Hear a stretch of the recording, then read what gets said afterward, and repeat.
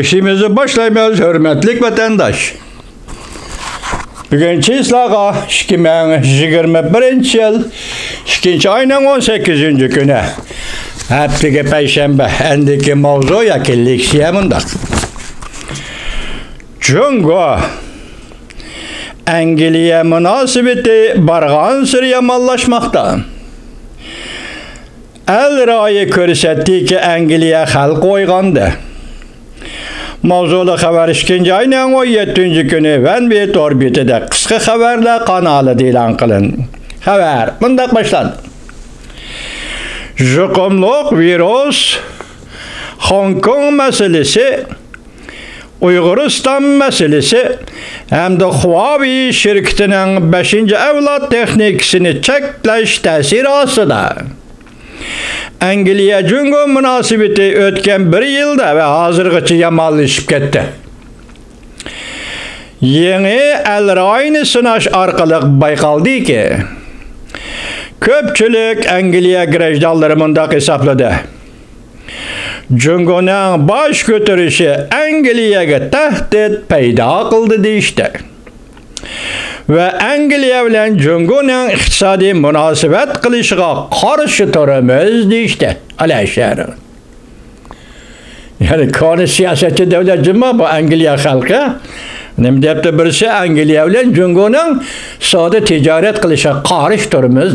Biz ötken nemi degen toq soda kanunu makullandı ötken yılın ahırda. Erek yok tüşülen şugullangan devletler bilen soda kılmız mı kılmayımız mı? Kanun mu şunda kahvalda oturgu? Çünkü görün halk rayı asası. Angliye halkı nemi deyipti?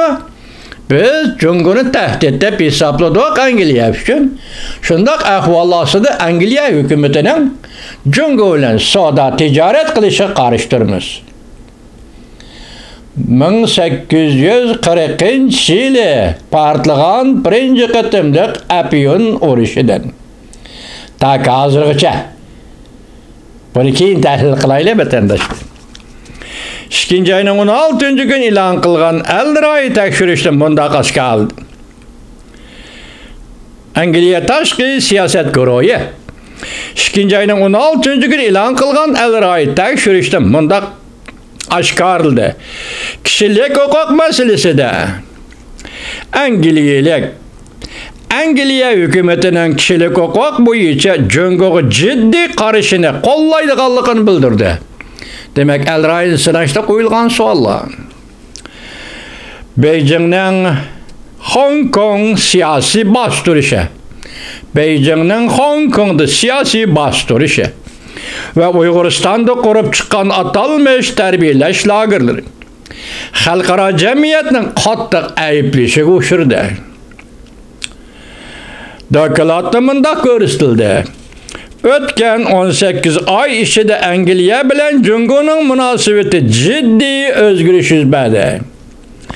Ötken 18 ay içinde Angliye bilen Cungo'nun münasebeti ciddi özgürlüş yüzbedi.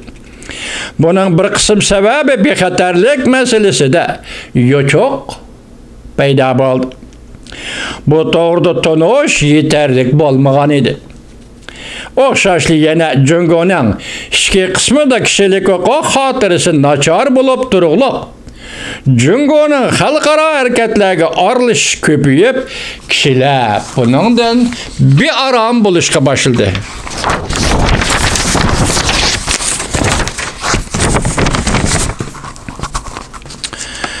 Angliye Cungo'nu en dastlab e'tirof qilgan g'arbdagi davlatlarning birisi.